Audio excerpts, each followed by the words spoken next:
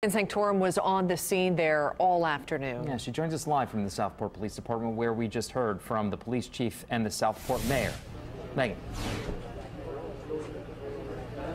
Yeah, that's right. We did just talk to them and we learned a little bit more about Lieutenant Allan. There are a lot of people who have gathered here to comfort each other and share memories about that officer. And if you take a look behind me, you can see his patrol car here. A memorial has been set up in his honor, and we've watched as community members have stopped by to drop off all of the things you see on the hood there: stuffed animals, flowers, balloons. You can tell that he is going to be missed by not only the department and his friends and family, but the community as well. Now, when we were talking to the mayor and the chief, we learned more about him.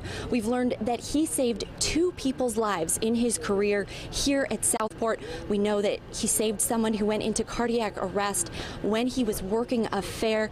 He also saved someone who had overdosed on heroin. The chief tells us he searched for 2 hours in the rain for that victim just to try to find them and save them. You know, they said over and over that they really couldn't have asked for a better police officer, saying he was the best candidate they had when he was applying for the full-time job. And they said that he really loved this job, and it was something that he took pride in. He really was proud of Southport and proud of the police department here. Now, the chief also talked about how he appreciates the support from surrounding communities. Other police departments in the area have been reaching out to them, and we know that IMPD has been patrolling Southport tonight so officers can be together and comfort each other. Now, take a listen to what the chief had to say just moments ago about this lieutenant. Southport's always been a family-oriented community, and when we have tragedies like this, the whole city feels that pain that we feel. And as you can tell, they come out and show their support. And for us officers, it's something that, you know, warms our heart, and this is why we love working for this community.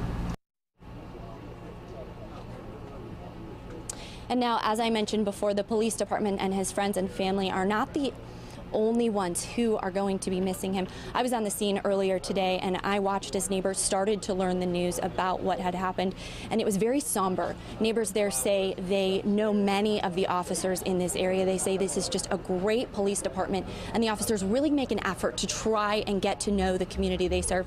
So they just say, really, this is very heartbreaking. They consider him a part of their families and obviously a very big part of their community.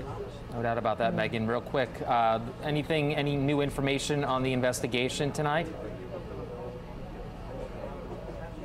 No, before they came out, they said at this point they are not going to be commenting on the investigation. I know there's still a lot of questions that need to be answered, and investigators are going to be working hard throughout the night to try to get some of those answers. But at this point tonight, we have not learned anything new in the last hour or so. All right, Megan Sanctorum live for us this evening. Thank you, Megan.